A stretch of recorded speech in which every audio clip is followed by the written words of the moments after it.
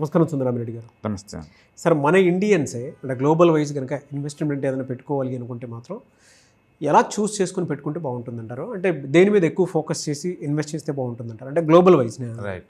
ఇప్పుడు ఏంటంటే last 2 years నుంచి పర్టికులర్గా 2024 సెప్టెంబర్ నుంచి ఇండియన్ మార్కెట్ ఆగిపోయిందండి. అక్కడ నుంచి కన్సల్టేషన్ మోడ్లో ఉంది లాస్ట్ 2 years నుంచి.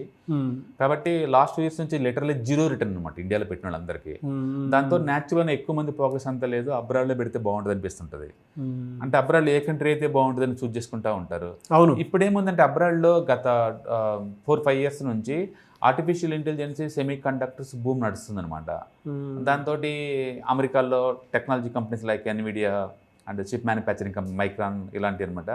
అండ్ అలాగే తైవాన్, అలాగే చైనా అండ్ కొరియా ఇవి చాలా స్పీడ్గా మూవ్ అవుతున్నాయి అనమాట. ఎంత అంటే శాంసంగ్ పెట్టిన కానీ ఇప్పుడు దాకా ఉన్న ప్రాఫిట్స్ 50 సంవత్సరాల ప్రాఫిట్ అంతా ఈ 1 yearలో వచ్చింది. అంటే ఎంత అగ్రెసివ్గా లాభాలు వస్తున్నాయి చూసుకోండి ఆ టెక్నాలజీలో. కాబట్టి వాటి సీజన్ నడుస్తుంది అనమాట. కానీ ఇప్పటికే లేట్ అయ్యాం మామూలుగా, అందుకని ఓవర్గా హీట్ అయిన మార్కెట్లో పెట్టుకుంటే మనకు అంత రాదనమాట.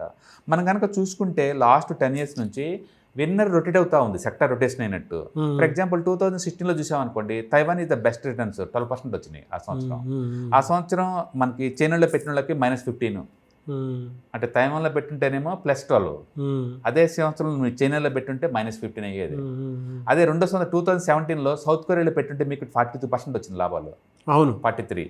అదే నువ్వు అమెరికాలో పెట్టుంటే మీకు వచ్చింది 21. ఓకే, నెక్స్ట్ 2018లో ఇండియాలో పెట్టుంటే -4. తక్కువ లాస్ అయిందంటే ఇండియాలోనే. ఎక్కువ లాస్ అయింది చైనా -27. చైనాలో పెట్టుంటే ఇంకా దారుణంగా వెళ్ళే. అలాగే 2019లో చైనాలో 36% ప్రాఫిట్ వచ్చింది, ద బెస్ట్ కంట్రీ అనమాట ఆ సంవత్సరం. అంటే కొరియాలో పెడితే ఓన్లీ 10% వచ్చింది. అంటే దాని మీనింగ్ ఏంటంటే విన్నర్ రొటేషన్ అవుతుంది. అవును, ఖచ్చితంగా ఈ కంట్రీలో పెడితే మనీ వస్తుందని గ్యారంటీ ఏం లేదు. బట్ లూజ్గా చెప్పాలంటే వరల్డ్ వైడ్గా మంచి కంపెనీస్ అంటే ఎప్పుడు టెక్నాలజీ కంపెనీస్ అయి ఉంటాయండి. అందుకని అమెరికా ఒకటి సరిపోతుంది. అందుకని అమెరికాలో టాప్ 10 కానీ, లేకపోతే మెగా క్యాప్స్లో ఈటీఎఫ్స్లో కానీ, లేకపోతే నాస్డాక్ 100 కానీ ఇలాంటి ఏదైనా ఒకటి చూస్ చేసుకుంటే సరిపోతుంది. పర్టికులర్గా పలానా కంట్రీ పోతే మాత్రం విన్నర్ ఆల్వేస్ రొటేట్ అనమాట. మనం ఇక్కడ చూసుకుంటే గత 10 yearsలో ఎప్పుడు కూడా ఒక సౌత్ కొరియా ఒకటి 4 times టాప్లో ఉందండి. అండ్ అమెరికా వాళ్ళు 2 times టాప్లో ఉన్నారు, ఇండియా వాళ్ళు 2 times టాప్లో ఉన్నారు, అండ్ చైనా వాళ్ళు అయితే ఒకసారి టాప్లో ఉన్నారు. అందుకని ఎవరైనా చైనాని చెక్ చేసుకుంటూ పోతుంటే అక్కడ స్టాక్ మార్కెట్ పర్ఫార్మెన్స్ పెద్దగా ఏం లేదండి. అందుకని ఈ డేటా ఏం చెప్తుందంటే ఏదైనా సౌత్ కొరియా అమెరికా ఆ రెండిట్లో చెప్తుంది. బట్ సౌత్ కొరియాలో చాలా ఎక్స్పెన్సివ్ ఉంది markets, but it go for America. అందుకని అమెరికా వరల్డ్ వైడ్గా పాపులర్, అంటే పర్టికులర్ అక్కడ టెక్నాలజీ ఇండెక్స్ చాలా పాపులర్ అనమాట. అందుకని ఇంటర్నేషనల్ డైవర్సిఫికేషన్ పేరు పెట్టేసి అందరూ పోయి అమెరికాలో కూర్చుంటారు. బట్ ఇప్పుడైతే మార్కెట్స్ అన్ని ఓవర్గా పెరిగిపోయినండి ఆల్రెడీ, కాబట్టి చాలా లేట్గా వస్తున్నట్లు లెక్క. బట్ మీ పోర్ట్ఫోలియోలో long term point of view లేదు, ఒక 5 to 10% వరకు అంటే ఇంటర్నేషనల్ లెవెల్లో మనం డైవర్సిఫికేషన్ చేసుకుంటే ఎప్పటికైనా బెటర్. ఎందుకంటే డాలర్లో కాబట్టి వాటి వాల్యూ ఎంతకంత క్రియేట్ అవుతూ ఉంటుంది, డాలర్ ఇన్వెస్ట్మెంట్ కాబట్టి. బట్ ఇప్పటికైతే ఇండియాలో బెస్ట్, ఎందుకంటే లాస్ట్ 2 years నుంచి పెద్ద రిటర్న్స్ ఏం రాలేదు. కానీ మీరు అనాలిసిస్ చేసిన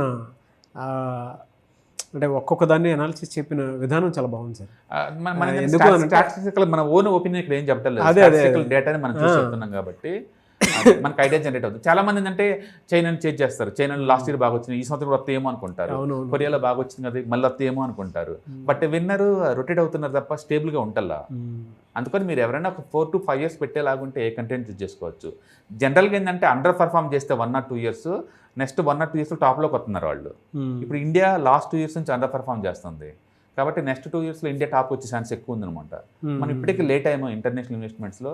కొత్తగా పెట్టేవాళ్ళు చేంజ్ చేయకుండా కొంచెం కరెక్షన్ వచ్చిందాక వెయిట్ చేసి పెట్టుకోవడం బెటర్, లేదా లాంగ్ టర్మ్ పోర్ట్ఫోలియో లాగా ఉంచుకోవడం బెటర్ అనమాట. అంతే తప్ప టెంపరీగా 1 year 2 years కోసం మాత్రం డోంట్ చేంజ్ ద స్టాక్స్ అనమాట, ఎందుకంటే ఇప్పుడు ఆల్రెడీ ఎక్స్పెన్సివ్ అయిపోయింది. ఎస్, వెరీ గుడ్ ఇన్ఫర్మేషన్ అండి, స్టాటిస్టికల్ ఇన్ఫో చాలా బాగుంది. థ్యాంక్ యూ సో మచ్ అండి. Thank you sir. Hi, 1 day classroom ఎన్విరాన్మెంట్లో ఆఫ్లైన్ వెబినార్ జరగబోతుంది. అంటే ఇంట్రెస్ట్ ఉన్న పార్టిసిపెంట్స్ ఈ కింద స్క్రోల్ అవుతున్న నెంబర్కి రింగ్ చేసుకొని సీట్ బుక్ చేసుకోండి. దీంట్లో ETFs, index funds and mutual funds మీద completely and hand folding experience మీకు ప్రొవైడ్ చేయబడుతుంది. దీని ద్వారా ఏంటంటే మనం ఎసెట్స్ని స్టాక్ మార్కెట్లో ఎలా మేనేజ్ చేసుకోవాలి, ఎలా గ్రో చేసుకోవాలి, ఎలా ప్రొటెక్ట్ చేసుకోవాలో అంటే ప్రాక్టికల్గా నేర్చుకుంటారు. కాబట్టి ఇంట్రెస్ట్ ఉన్న పార్టిసిపెంట్స్ కింద స్క్రోల్ అవుతున్న నెంబర్కి పింగ్ చేసి సీటు రిజర్వ్ చేసుకోండి. Thank you.